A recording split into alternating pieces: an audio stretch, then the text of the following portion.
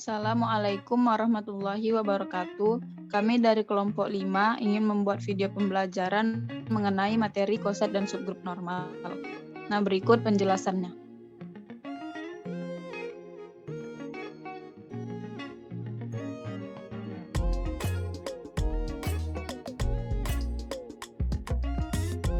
Baiklah, di sini yang pertama ada mengenai koset. Adapun pengertian dari koset, yaitu definisi koset muncul dalam proses pembentukan grup faktor dengan bermodalkan suatu grup dan suatu subgrupnya, atau himpunan semua kelas ekuivalensi. Kedua himpunan inilah yang akan digunakan membentuk grup. Misalkan diberikan grup G dan subgrup H di dalam grup G, dengan bermodalkan dua hal tersebut, misal akan dibentuk suatu grup yang baru.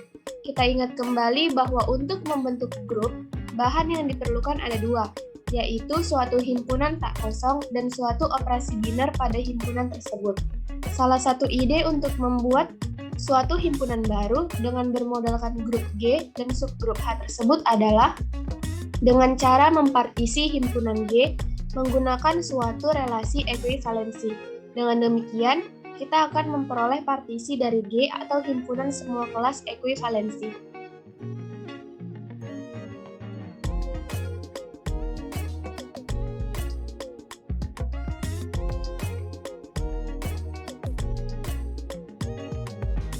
Masuk ke teorema A1. G grup G lebih kecil sama dengan H. Untuk setiap A, B elemen G berlaku A RL B jika dan hanya jika inverse B elemen H. Relasi R merupakan relasi ekuivalen. Nah, buktinya akan ditunjukkan berlaku sifat refleksi atau A RL A. Ambil sembarang A elemen G, A elemen G, A inverse A sama dengan E. Karena H lebih kecil sama dengan G dengan sifat ketunggalan identitas, maka A inverse A sama dengan E elemen H. Terbukti sifat refleksi. Akan ditunjukkan berlaku sifat simetri atau ARLB, maka BRLA. Ambil sembarang A, B elemen G dengan ARLB. ARLB menurut definisi maka A inverse B elemen H. Karena H lebih kecil sama dengan G, maka A inverse B inverse elemen H, sifat inverse. Sehingga B inverse A elemen H atau BRLA terbukti sifat simetri.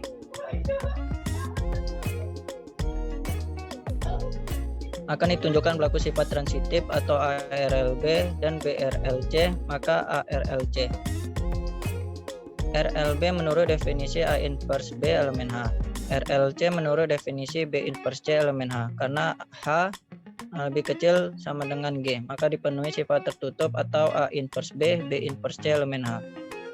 Atau A inverse B, B inverse C elemen H. Atau A inverse C elemen H atau RLC. Jadi terbukti A RLB dan BRLC jika dan hanya jika A RLC. Dengan dipenuhi ketiga sifat tersebut, maka relasi R merupakan relasi ekuivalen. Jadi G terpecah atas kelas-kelas yang saling asing. Misalnya SA himpunan X elemen G di mana A RLX sama dengan himpunan X elemen G di mana A inverse X elemen H. Sama dengan himpunan X elemen G di mana X elemen AH sama dengan himpunan AH di mana H elemen H sama dengan AH. Nah, untuk XB-nya himpunan X elemen G di mana BRLX sama dengan himpunan X elemen G di mana B inverse X elemen H. Sama dengan himpunan X elemen G di mana X elemen BH di mana himpunan BH H elemen H sama dengan BH. Untuk SC-nya himpunan X elemen G di mana CRLX sama dengan himpunan X elemen G di mana C inverse X elemen H. Untuk hasilnya himpunan CH di mana H elemen H sama dengan CH dan seterusnya sehingga kita peroleh AH gabungan BH gabungan CH gabungan EH gabungan seterusnya dan sama dengan G dan AH irisan BH irisan CH irisan EH dan seterusnya sama dengan tidak sama dengan 0. Lalu itu semua disebut koset kiri dari H dalam G.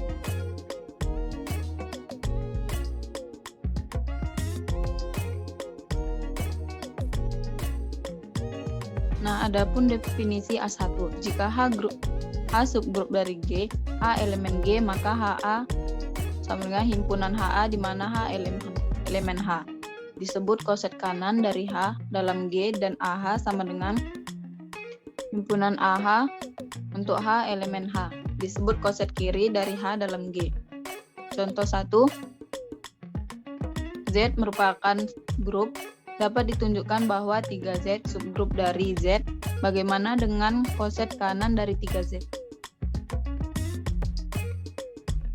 Koset kiri dari 3Z adalah 0 tambah 3Z sama dengan himpunannya dimulai dari min 6, min 3, 0, 3, 6, dan seterusnya sama dengan 3Z.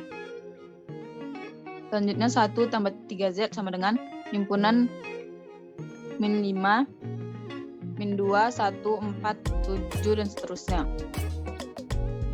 Untuk koset kiri 2 tambah 3Z sama dengan himpunannya dimulai dari min 4, min 1, 2, 5, 8. 3 tambah 3Z himpunannya itu min 6, min 3, 0, 3, 6, dan seterusnya sama dengan 0 ditambah 3Z sama dengan 3Z. Untuk min 1 tambah 3Z himpunannya min 4, min 1, 2, 5, 8 sampai seterusnya sama dengan 2 tambah 3Z. Hingga hanya ada 3 koset kiri yaitu Z per 3Z sama dengan himpunan 0 tambah 3Z, 1 tambah 3Z, dan 2 tambah 3Z sama dengan himpunan semua bilangan bulat modulo 3.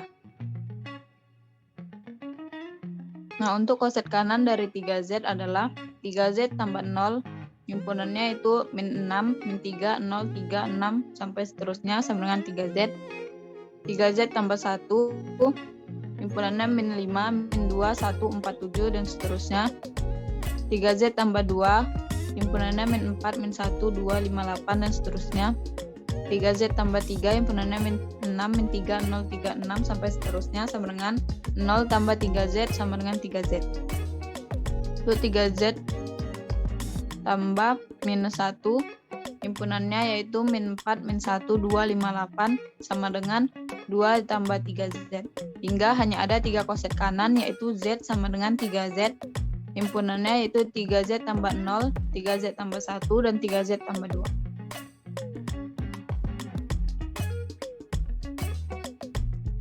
Nah, di sini terdapat tabel 2.1 yang menunjukkan tabel Cayley dari grup Z per 3Z. Dimana untuk 0 tambah 3Z dan 0 tambah 3Z hasilnya itu 0 tambah 3Z. Untuk 0 tambah 3Z dengan 1 tambah 3Z hasilnya itu 1 tambah 3Z. Untuk 0 tambah 3Z dengan 2 tambah 3Z yaitu 2 tambah 3Z. Kemudian untuk 1 tambah 3Z dengan 0 tambah 3Z hasilnya 1 tambah 3Z.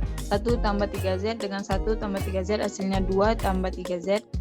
Dan untuk 1 ditambah 3Z dengan 2 tambah 3Z hasilnya 0 tambah 3Z. Kemudian untuk 2 tambah 3Z dengan 0 ditambah 3Z hasilnya 2 tambah 3Z. 2 tambah 3Z dengan 1 tambah 3Z hasilnya 0 tambah 3Z. Kemudian yang terakhir yaitu 2 tambah 3Z dengan 2 tambah 3Z hasilnya 1 tambah 3Z. Selanjutnya di sini kita bahas teorema A2 yang mana dikatakan bahwa G suatu grup dan H subgrup dari G. Untuk setiap A elemen G maka terdapat korespondensi satu-satu antara HA, AH, dan H sendiri. Nah, untuk buktinya kita lihat di selanjutnya. Nah, di sini bangun pemetaan beta H yang memetakan ke HA akan ditunjukkan beta H sama dengan HA merupakan pemetaan injektif dan surjektif.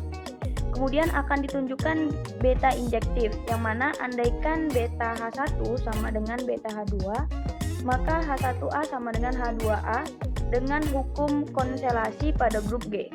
Untuk H1 sama dengan H2 terbukti bahwa B injektif.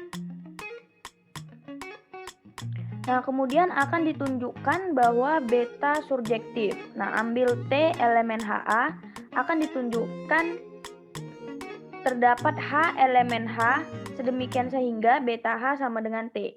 T sama dengan beta H, maka T sama dengan HA. maka H sama dengan TA inverse. Jadi untuk setiap T elemen HA terdapat H sama dengan TA inverse elemen H, sedemikian sehingga beta H sama dengan T, maka terbukti bahwa beta surjektif. Selanjutnya di sini ada mengenai subgrup normal. Adapun teorema B1 yaitu suatu subgrup N dari G merupakan subgrup normal dari G jika dan hanya jika GNG inverse sama dengan N untuk setiap G elemen G. Ada dua pernyataan di atas yang perlu dibuktikan. Yang pertama, jika N subgrup normal dari grup G, maka GNG inverse sama dengan N untuk setiap G elemen G. Yang kedua, jika GNG inverse sama dengan N untuk setiap G elemen G, maka N subgrup normal dari grup G.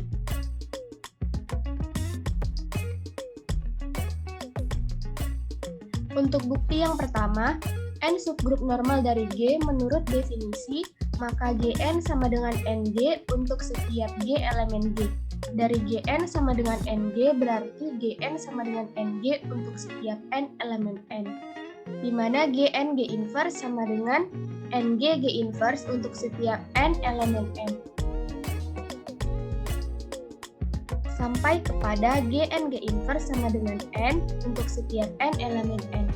Maka terbukti jika N subgrup normal dari grup G, maka Gn G inverse sama dengan N untuk setiap G elemen G. Untuk bukti yang kedua, Gn G inverse sama dengan N untuk setiap G elemen G, maka N subgrup normal dari grup G, di mana Gn G inverse sama dengan N untuk setiap N elemen N. Gn G inverse G sama dengan N untuk setiap N elemen N, Gn sama dengan Nj untuk setiap G elemen G, dan Gn sama dengan Nj untuk setiap N elemen N.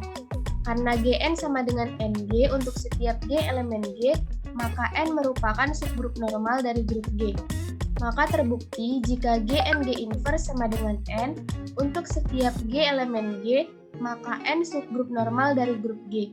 Dari teorema di atas, GNG inverse sama dengan N dapat diartikan GNG inverse subset N dan N subset GNG inverse.